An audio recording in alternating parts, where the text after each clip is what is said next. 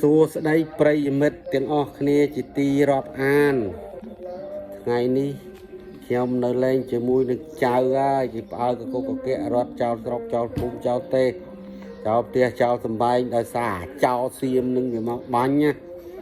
មកបាញ់ដល់ចិត្តបន្ទីទាហាននៅភ្នំតូចឯណោះចែងក្តារណោះខាងកើតភ្នំសំពៅអាចោលស៊ីឈ្លានពៀនវាហួសទឹកដីព្រំដែនហើយអានឹងវាហួសព្រំដែនហើយគ្មានពីណាគេធ្វើបាបយាយីវាទេមានវិធានការបាញ់យន្តហោះវាទម្លាក់បាត់ទៅឲ្យវិជាពលរដ្ឋយើងភ័យខ្លាចគ្រប់តែគ្នានេះរត់ពេញទៅភូមិពេញទៅស្រុកនេះរត់ទាំងគេទាំងខ្ញុំដាច់បាយដាច់ទឹកហើយរត់នោះចំណាក់ស្រុកចំណាក់ភូមិចំណាក់អីទៅនៅនឹងព្រៃមុខខំ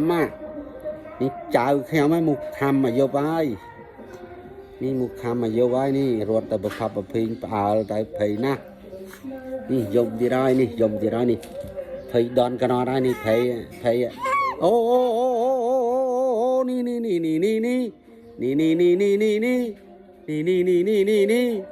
ឹ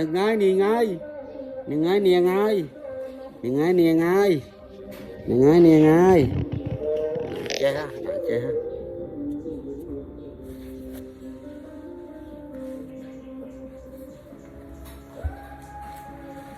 no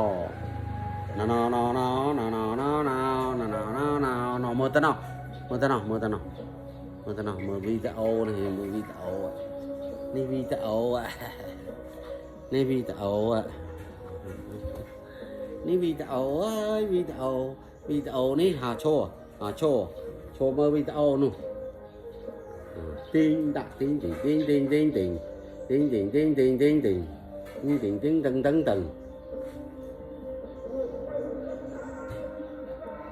ហើយវិលត្រឡប់ចូលគេឋានវិញហើយបងប្អូនទាំងអស់គ្នានេះមកហើយនេះ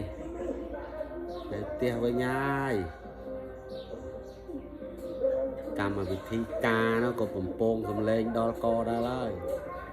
ម្សិលមិញស្ងាត់ជ្រីបរត់ចោលផ្ទះស្ងាត់ជ្រីបគ្មានលឺអីមកតំណក់នោះហើយ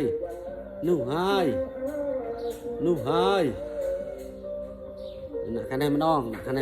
នេះបោះគេម៉ាំនេះបោះគេម៉ាំនេះបោះគេម៉ាំ